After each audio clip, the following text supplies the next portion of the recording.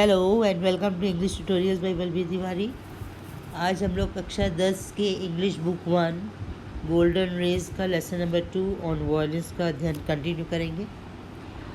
Last lesson में हमने जब पढ़ा था इस लेसन के पिछले भाग को, तो हमने ये पढ़ा था कि लेखक हमसे ये कह रहे हैं that you are going to face the violence as you grow up. ये जो है ये वाली लाइन, ये पैरा बहुत इम्पोर्टेंट है रीकैप के लिए। वो कहते हैं जैसे जैसे आप बड़े होते जाएंगे आप वॉयलेंस का सामना करेंगे, हिंसा का सामना करेंगे, और जब आप हिंसा का सामना कर रहे होंगे आप उसमें इतने बह जाएंगे समाज हिंसक सोसाइटी के भावना में कि आप ये भूल जाएंगे कि आपने ये पाठ भी पढ़ा था जिसमें हमें समाज को बदलने के लिए सद्भावना, प्रेम, सहिष्णुता की भावना को लेकर चलना है।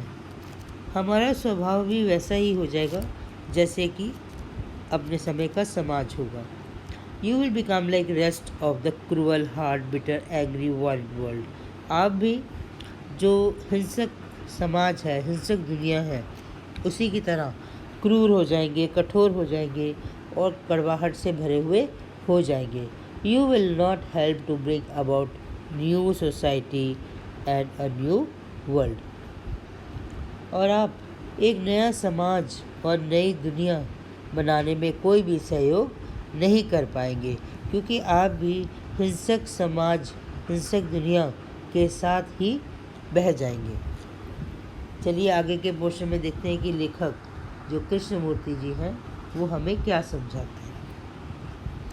But a new world is necessary. लेकिन आप कुछ भी कहें, एक नया संसार, वर्ल्ड यानी कि संसार, दुनिया, एक नई दुनिया बहुत ही आवश्यक है। अ न्यू कल्चर इज़ नेसेसरी। एक नया वर्ल्ड ही नेसेसरी नहीं है, एक नया कल्चर भी बहुत ही इम्पोर्टेंट है। कल्चर मतलब संस्कृति। संस्कृति का मतलब हुआ जीने का तरीका, एक नया तरीका जीने का, वो भी बहुत ही आवश्यक है। The old culture is dead.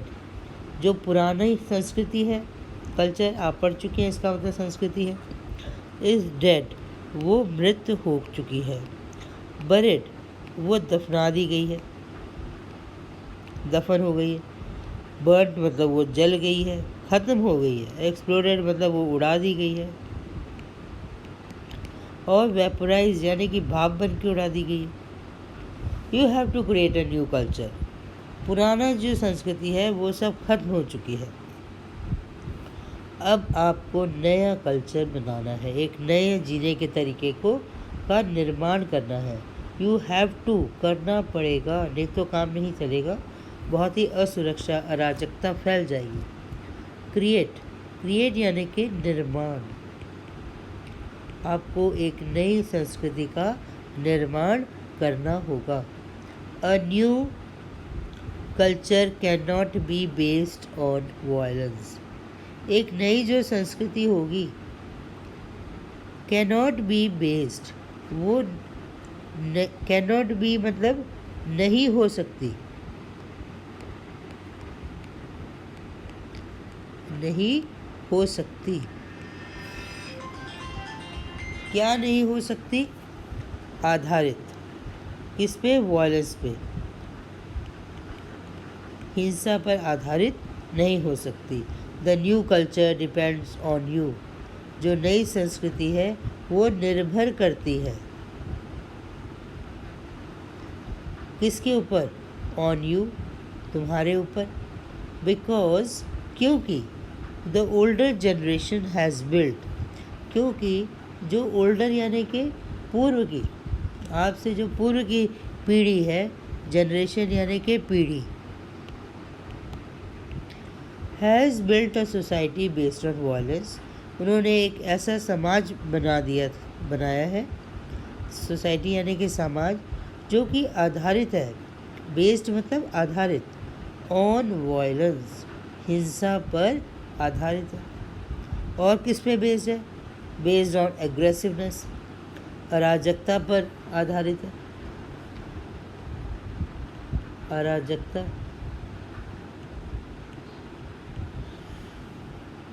And it is this, और वो ये है, ये सब चीज़ें हैं, that has caused all the confusion. Has caused, जिसने पैदा किया है ये सब कन्फ्यूजन, कन्फ्यूजन यानी कि अनिश्चितता का भाव। ऑल द मिजरी, सारे दुख जो दुनिया में है वो इसी ने पैदा किए। किसने? वायलेंस ने, अग्रेसिवनेस ने, and hatred etcetera. The older generations, जो पुरानी पीढ़ियां हैं, हैव प्रोड्यूस्ड, उन्होंने निर्माण किया है, बनाया है। किसका निर्माण किया है? द वर्ल्ड, उन्होंने इस दुनिया का, दिस वर्ल्ड, इस दुनिया का निर्माण किया है, उन्होंने बनाया है। और आपको क्या करना है? You have to change it. Have to का मतलब फिर आप देख लीजिए, इसे हमें करना अनिवार्य है। चेंज इट, उस दुनिया को, इट किसके लिए है? इस वर्ल्ड के लिए। इसको आपको बदलना है। You cannot just sit back and से, आप कैनॉट मतलब नहीं कर सकते हैं, जस्ट सिट बैक, बिल्कुल पीछे होके बैठ जाएं और कहें, ऐसा आप नहीं कर सकते हैं। सिट बैक का मतलब है निष्क्रिय हो जाएं। भाई हम तो निष्क्रिय, हम कुछ नहीं करें, और हम निष्क्रिय भी रहें, और हम कहें, क्या कहें? भी हम तो कोई बदलाव नहीं करेंगे। I will follow, I will follow मतलब अनुसरण, मैं तो अनुसरण करूँगा, फॉलो करूँगा। किसको? The rest of the people, rest यानी कि शेष, मेरे अलावा शेष जो लोग हैं मैं उनका फॉलो करूँगा। एंड सीक सक्सेस, और सीख यानी कि प्राप्त करूँगा या ढूंढूंगा सफलता, सफलता को खोजूंगा, और क्या हासिल करने की कोशिश करूँगा? पोजीशन, समाज में एक पद हासिल करने की कोशिश करूँगा। इफ़ यू डू, अगर आप ऐसा करते हो कि भाई हम तो कुछ नहीं करेंगे, जो चल रहा है वो चलने दो, अगर आप ऐसा करेंगे, your children are going to suffer. Your मतलब तुम्हारे, चिल्ड्रन बच्चे, आर गोइंग टू, उनको वो करेंगे, क्या करेंगे? सफ़र, कष्ट, कष्ट झेलेंगे, वो कष्ट में रहेंगे। You may have good time, तुम्हारा समय अच्छा हो सकता है, but your children are going to pay for it. But यानी कि लेकिन, तुम्हारा समय तो बहुत अच्छा है, लेकिन जो तुम्हारे बच्चे होंगे, आगे जो समाज पैदा होगा आपके इस निष्क्रियता से, उनको इस निष्क्रियता का पे करना पड़ेगा, यानी कि भुगतान भरना पड़ेगा, उनको भुगतान करना पड़ेगा, उनको हर्जाना भरना पड़ेगा आपकी इस गलती का। और गलती कौन सी है? निष्क्रियता। और जैसा सब चल रहे हैं वैसा चले, कोई भी बदलाव लाने का प्रयास नहीं करना। So you have to take all this into account. अतः, सो यानी कि अतः, इसलिए क्या करना पड़ेगा? यू हैव टू, जहाँ पे हैव टू आए समझ लीजिए ये क्या दर्शा रहा है? अनिवार्यता।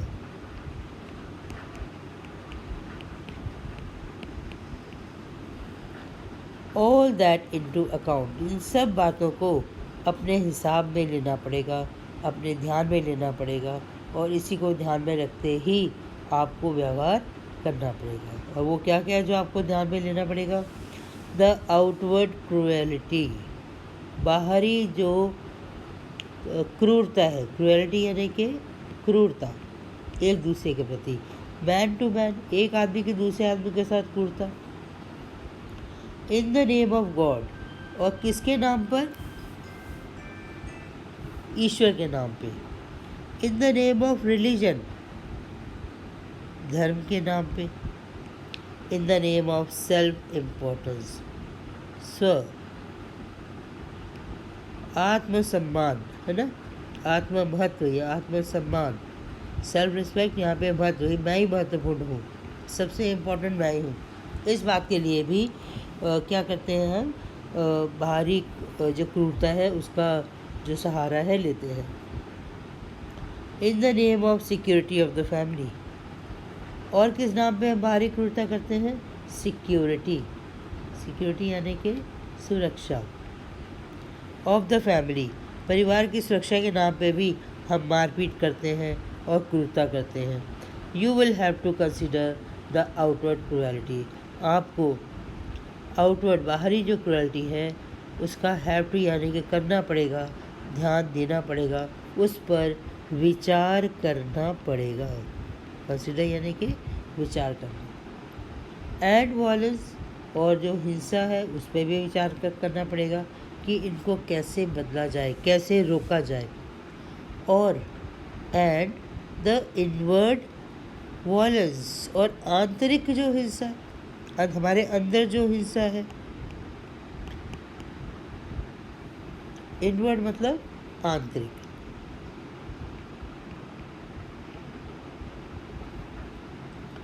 विच you do not yet know, ये आंतरिक हिंसा वो हिंसा है जो कि तुम do not yet know, yet मतलब अभी,